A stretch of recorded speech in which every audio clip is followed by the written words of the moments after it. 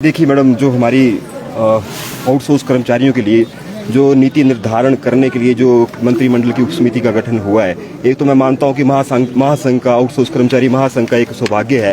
कि उन्होंने अपनी अध्यक्षता के अंदर महासंघ के प्रदेश कार्यकारिणी को वहां पर मिलने का समय प्रदान किया। और कहीं ना कहीं जो महेंद्र सिंह ठाकुर जी कमेटी के अध्यक्ष हैं, तो जो उनके बारे में एक मत है हमारे कर्मचारियों का कि वो अपनी बातों पर, आपने भी देखा होगा कि हमेशा ही अडिग रहते हैं। और उन्होंने हमारे महासंघ के साथ जो एक महत्वपूर्ण वादा अपनी अध्यक्षता के अंदर मुख्यमंत्री जी से मिलवाने का किया था, वो निश्चित तौर पर उन्होंने पूरा किया है। और जो दूसरा वादा उन्होंने महासंघ के साथ किया था, हम आशा करते हैं, पूर्णतः आशा करते हैं कि वो भी वे शीघ्र एक समय सीमा के अंदर उसको पूरा करेंगे। उन्होंने हमें आश्वस्त किया था महासंघ को कि वे शीघ्र ही आउटसोर्स कर्मचारियों के लिए एक नीति लेकर के आएंगे और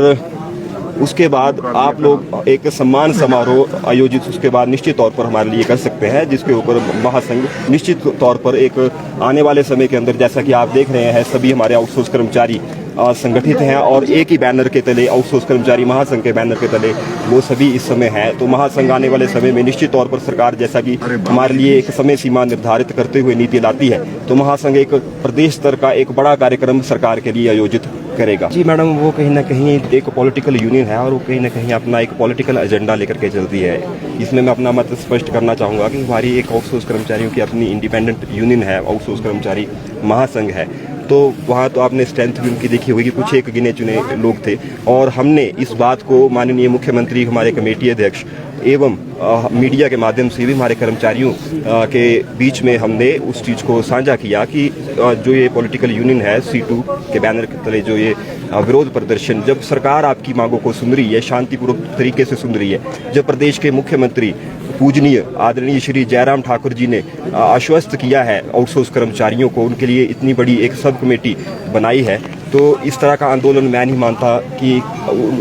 उस यूनियन को अपने पॉलिटिकल बेनिफिट के लिए करना चाहिए था। जो आउटसोर्स कर्मचारियों का या आउटसोर्स कर्मचारी महासंघ का, उसमें बिल्कुल भी कोई भी योगदान नहीं रहा। ऐसा देखिए, अब हमने तो कहीं ना कहीं अपनी मांग को वर्तमान सरकार से ही कहीं ना कहीं मनवाना है और वर्तमान सरकार ऐसा नहीं है, हमारी मांगों को वो मान रही है। अभी आज भी हम मुख्यतः यही मांग उनके समक्ष रखने आए हैं कि एक समय सीमा, जैसे कि उसके अंदर वो नीति हमें बताते हैं कि इतने समय में हम उसको घोषित करते हैं। हम तो मुख्यमंत्री जी से पूर्णतः आशा करते हैं कि वो निश्चित तौर पर एक वक्तव्य आउटसोर्स कर्मचारियों के पक्ष में आज प्रदान करेंगे और इस दिन को एक ऐतिहासिक दिन पर निश्चित तौर पर कमेटी में कहीं ना कहीं पार्टी के वरिष्ठ मंत्री शामिल हैं और कहीं ना कहीं जितनी गहराइयों के साथ वो लोग हर एक कैटेगरी वाइज उस चीज़ को स्टडी कर रहे हैं। और जो उन्होंने महासंघ को बतौर प्रदेशाध्यक्ष में बोलना चाहूँगा, जो महासंघ को उन्होंने आश्वस्त किया, तो उन्होंने बोला कि हम इस तरह की नीति आपके लिए लाना चाह रहे हैं जो कल को कहीं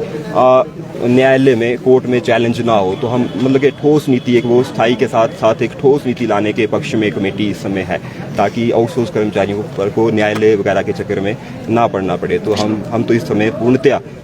कमेटी के काम से संतुष्ट हैं। बाकी हमारे मैम अभी तक तो नहीं का हम बिल्कुल भी नहीं सोच रहे हैं, क्योंकि जहाँ तक हमारी बात सब कमेटी के मेंबर से हुई है और जो सब कमेटी, जैसा कि आपको भी पता है कि डेडिकेटेड है इसी काम के लिए, तो डेफिनेटली जब इतनी बड़ी सब कमेटी बनी है और हमारी 4-5 मुलाकातों में हर एक बार उन्होंने हमें बहुत ही पॉजिटिव वे में एश्योर किया है। आपने देखा होगा विधानसभा में भी अब माननीय मंत्री जी ने